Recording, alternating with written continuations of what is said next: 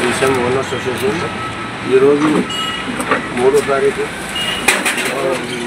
Opening చేసుకున్నాం. అప్పుడు అంతా అన్ని పనులు కలిసి ఓపెనింగ్ చేసుకుంటున్నాం. కాబట్టి ఇవాళ ఆఫీసులలో మన డిఎస్పీ గారిని, ఆర్టీఓ గారిని, సిఐ గారిని, సిఐ గారిని అందరినీ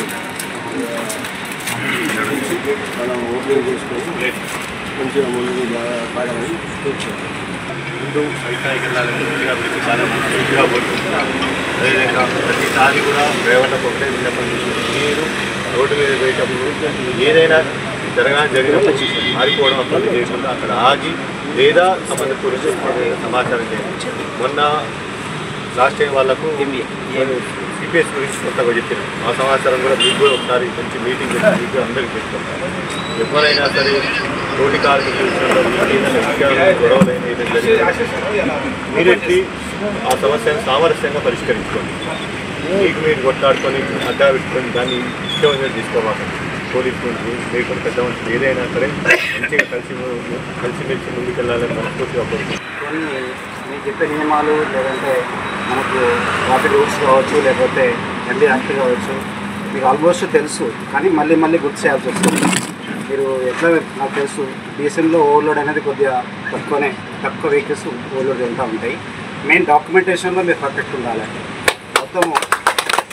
మొత్తం రూల్స్ అన్నీ మారిపోతున్నాయి. అంటే మేము ప్రస్తుతానికి పాత ఎంబీ యాక్టే ఇంప్లిమెంట్ చేస్తున్నాం మన స్టేట్లో. కొత్త ఎంబీ యాక్ట్ ఇంకా ఇంప్లిమెంట్ కాలేదు. ఫ్యూచర్లో ప్రతి విషయంలో కూడా మాకు ఫైన్ ఎక్కువ ఉంటున్నాయి.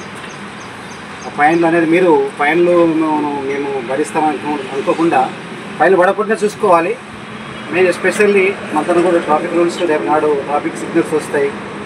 తర్వాత ఎవ్రీ వే చెకింగ్ ఎక్కువ అవుతుంటుంది. మెయిన్ డ్రంక్ అండ్ డ్రైవ్ కూడా మీకు చేయకూడదు. చాలా కంప్లైంట్లు వస్తుంటాయి మీ గురించి వస్తుంటాయి. మీకు కూడా తెలుసు. కొంతమంది మిత్రులు ఏదో సాయంకాలం అయితే కొద్దిగా తాగి వెళ్దాం అనుకుంటే మీకే ఇబ్బంది. రేపు నాడు డెఫినెట్లీ చెకింగ్ పెరుగుతాయి. సో అట్లాంటప్పుడు మీరు డ్రంక్ అండ్ డ్రైవ్లో పట్టుబడవద్దు. ప్రతి ట్రాఫిక్ రూల్స్ కావచ్చు, లేకపోతే మన ఎంబీ యాక్ట్లో ఉన్న ప్రతి రూల్స్ కానీ మీరు అన్నీ పాటించాలి. చెప్పిన ప్రతి విషయాలు అంటే ట్రాఫిక్ రూల్స్లో అన్నీ పాటిస్తూ నియమాలు పాటిస్తూ మీరు వెళ్ళవేళలా గవర్నమెంట్కు సపోర్ట్గా అంటే మేము చెప్పిన నియమాలు పాటిస్తూ మాకు కూడా సహకరిస్తూ గణపతి నవరాత్రుల ఉత్సవం సందర్భంగా మీరు ఆఫీస్ ఓపెన్ చేసుకోవడం అనేది చాలా శుభదాయకం. భగవంతుడు మీకు అన్ని విధాల్లో మీ కుటుంబాలకి రక్షగా ఉంది. మిమ్మల్ని ఎటువంటి ఇబ్బంది లేకుండా భగవంతుడు కాపాడాలని కూడా నేను మనస్ఫూర్తిగా ఆకాంక్షిస్తున్నాను.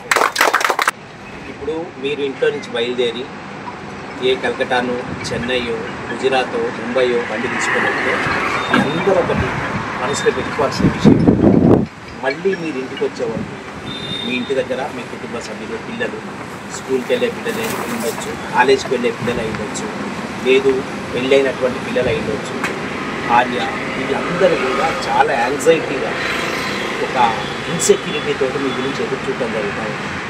ఎప్పుడు వస్తారు ఒక 2-3 గంటలు అనుకున్న టైంకి మీ దగ్గర నుంచి ఫోన్ రాలేదు. ఫస్ట్ మనం ఉన్న ఫీల్డ్ని బట్టి టెన్షన్ తీవ్రమవుతుంది. ఒక టీచర్ గారు కాసేపు స్కూల్ నుంచి లేట్ అయితే వాళ్ళంతా టెన్షన్ పడదు. కానీ ఈ మన డ్రైవింగ్ ఫీల్డ్లో ఉన్న వాళ్ళ దగ్గర నుంచి కమ్యూనికేషన్ లేకపోయినా, వాళ్ళు లేట్ అయినా కుటుంబ సభ్యులు బాగా ఆందోళన చెందుతారు. ప్రతి ఒక్కరు కూడా మీరు దీన్ని మనసులో పెట్టుకోండి.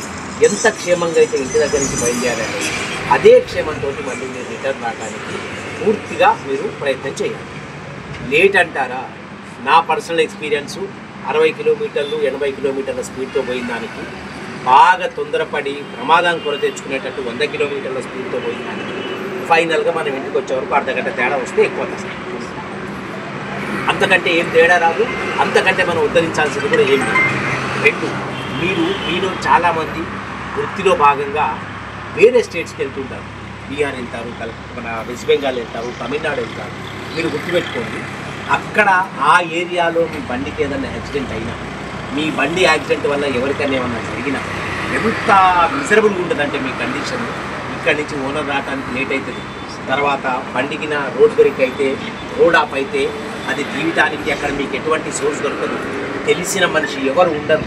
అందుకనే సాధ్యమైనంత వరకు ఎటువంటి ప్రమాదం జరగకుండా మీకు, మీ బండికి, మీ ద్వారా వేరే వాళ్ళకి ఎక్కడ ప్రమాదం జరగకుండా నెమ్మదిగా ప్రశాంతంగా రావడంలో ముఖ్యం. దానికి టైం మేనేజ్మెంట్ మీరు చూసుకోవాలి. ఏ టైం నుంచి ఏ టైం వరకు బండి నడపాలి, ఏ టైంలో బండి నడవకపోతే కరెక్ట్, ఏ టైంలో మనం రెస్ట్ తీసుకుంటే కరెక్ట్ అనేది మీరు టైం మేనేజ్మెంట్ మీరు జాగ్రత్తగా చూసుకోవాలి.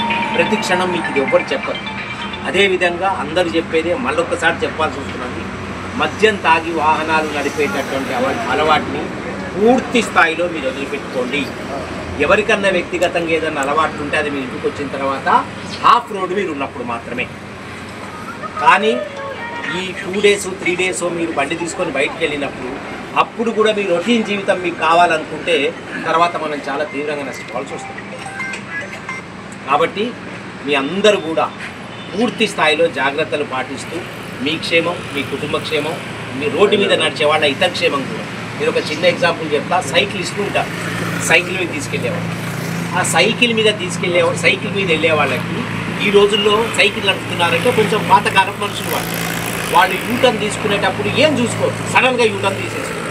అట్లా ప్రమాదాలు చాలా జరుగుతాయి. అది మీ వల్ల జరిగినా వాళ్ళ వల్ల జరిగినా రోడ్డు మీద ఇబ్బంది పడాల్సింది మీరే. అదే టీవీఎస్ ఛాంపులు ఉన్నాయి. ఈ టీవీఎస్ ఛాంపు నడిపే వాళ్ళు కూడా వాళ్ళకి అంత ఆలోచన ఉండదు. వాళ్ళకి వెళ్తుంటే ఒక రోడ్డు ఒక డైరెక్షన్లో వెళ్తుంటే పక్కనే వాళ్ళని పిలిస్తే డైరెక్ట్గా వెళ్ళిపోతారు, వాళ్ళు బండి తిప్పుకోరు. అప్పుడు కూడా నాదేం తప్పులేదు సార్ అతనే అంటే మనకు ఉద్దేశం ఒక పెద్ద వాహనంతో మనం వెళ్ళేటప్పుడు చిన్న వాహనాల రక్షణ కూడా కొంచెం మనం జాగ్రత్తగా చూసుకొని నడపాలి. కూడా క్షేమంగా ఉండాలని కోరుకుంటూ నాకెందుకో ఈ ప్రోగ్రాం చిన్నదైనా చాలా చక్కగా అనిపించింది. ఈ ప్రోగ్రాంకి గుర్తు వీళ్ళందరికీ కూడా మనస్ఫూర్తిగా ధన్యవాదాలు.